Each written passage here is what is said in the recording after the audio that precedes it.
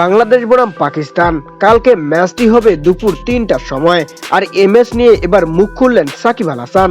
বলেন, আমি আশা করব এই ম্যাচে অভিজ্ঞ ক্রিকেটাররা ভালো কিছু করবে, যেমন মাহমুদুল্লাহ রিয়াদ, মুশফিকুর রহিম, সৌম্য সরকাররা এবং তাসকিন আহমেদের বোলিং তাণ্ডবে যেন পাকিস্তানকে হারিয়েই তারা দেশে ফিরতে পারে।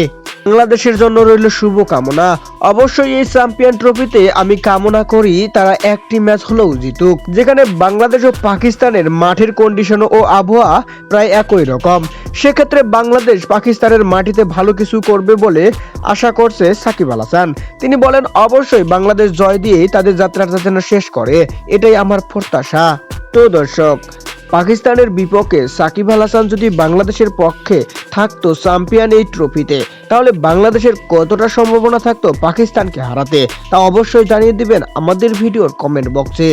চ্যানেলটিতে নতুন দর্শক হয়ে থাকলে চ্যানেলটি অবশ্যই সাবস্ক্রাইব করবেন, পাশে থাকবেন। ধন্যবাদ।